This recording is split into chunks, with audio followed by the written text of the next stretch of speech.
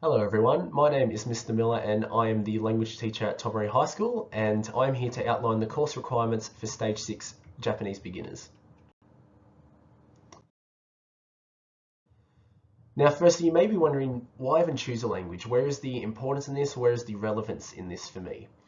Firstly, the language needs to be personal and meaningful to you. You need to be able to understand ideas about yourself.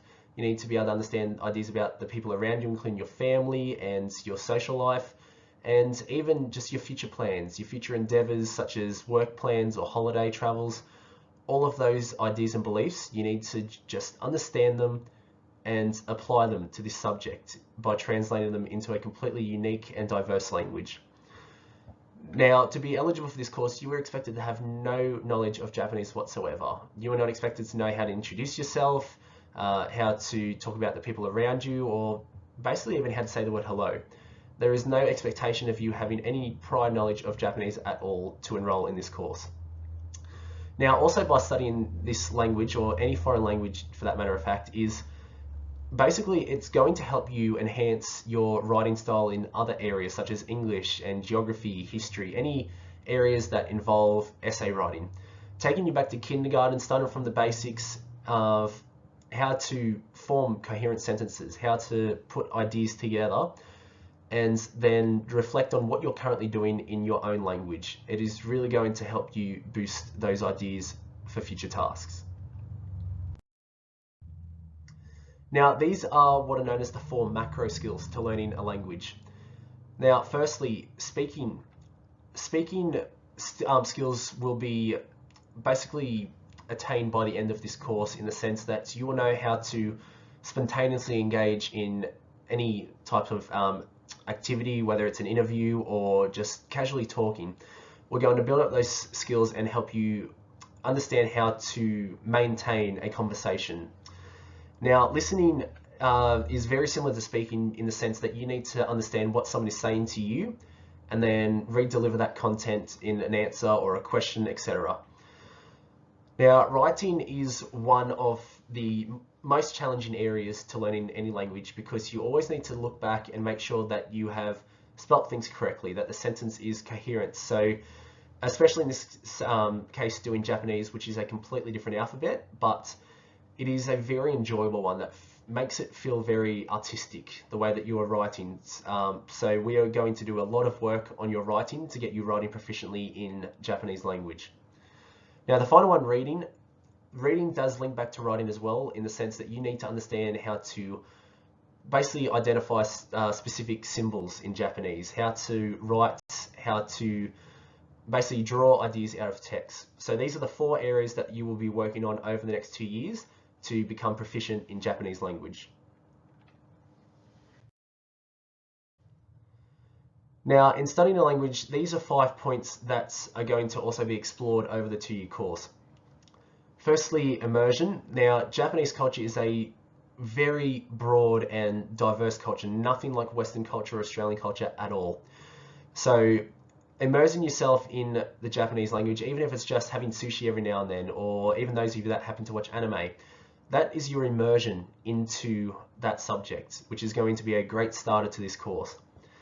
Secondly, exploration. So as referred to previously in your 4 macro skills, you're going to learn how to speak, listen, read, and write in Japanese through repetitive practices, whether it's just spontaneous interactions, being able to talk in that language, being prepared to listen to that language writing, or even reading text.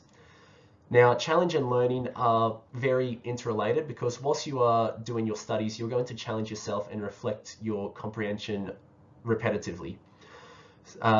Then your confidence, that is what we are building up by the end of this course, your confidence to basically be able to speak in that language, to read that language, write in it, and listen to someone speaking in that language. So these are the 5 areas that we are going to focus on, in addition to those macro skills, throughout this 2-year course to make you proficient. Throughout Year 11, these are the 3 topics that will be explored. Firstly, family life, home, and neighbourhood. This one is a very personal one, meaning that you just need to simply understand what your own life is about, your family life, be able to describe your home and environment and the surrounding neighbourhood. Secondly, it will be people, places, and communities. This is where it starts to sort of leave your own personal household and explore the areas around you, whether it's celebrities or just famous or unique areas that are around you, and communities as well. Now, the last one for Year 11 is going to be education and work. Now, Japanese schools are nothing like Australian ones at all. They are, basically, the easiest way to put it, far more strict in the sense that they actually have a longer time period, and there's a lot more procedures involved in education. So that is going to be a very unique topic to explore at the end of Year 11.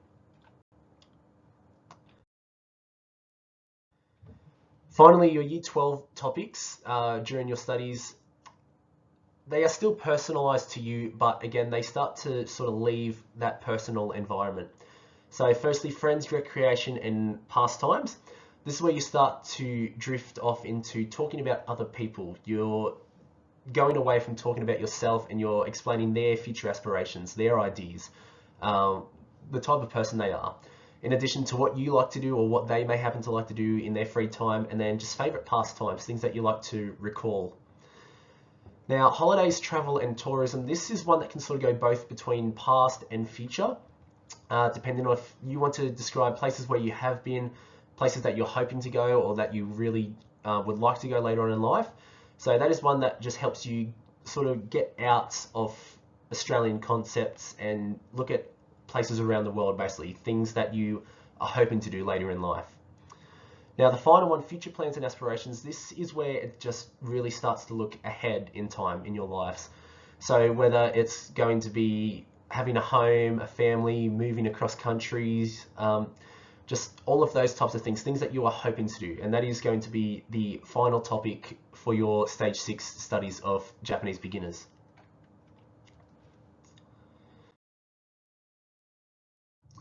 Now, finally, just to go over what the expectations will be for the HSC examination. Whilst there are no major tasks or projects throughout the 2-year course, there are 2 examinations at the end of this course. First one is the oral examination, which will basically consist of the student attending a 5-minute interview with a person who can speak Japanese. Whether they are native or not, I wouldn't have the slightest idea, but it's mainly just going to be someone who works for the department that is trained in that Japanese language. When you are in there, you will only be expected to speak Japanese. You are not allowed to speak any other language. You're not allowed to ask questions in English. It has to be in Japanese, which is what we are going to focus on prior to that examination and build up those skills. Lastly, during the HSC period, you will attend a written examination, which will consist of the other 3 macro skills: reading, writing, and listening. During that examination, it will be the same expectations as any other exam for the HSC, but with this specific exam, you are allowed to take a dictionary into that examination with you. You are not expected to know every single word in the Japanese dictionary. You are only expected to understand how to form the required sentences and just have a basic understanding of Japanese grammatical features. So these are the 2 examinations that will be expected to be completed to successfully attain proficiency in Japanese beginners throughout your Stage 6 studies. That is the conclusion of the PowerPoint, and I would like to firstly say arigatou gozaimasu for listening. And please, if you have any questions at all or concerns about this course, there is my email at the bottom, so please get in touch and I will promptly get back to you as soon as I can with any answers to your queries. Arigatou gozaimasu.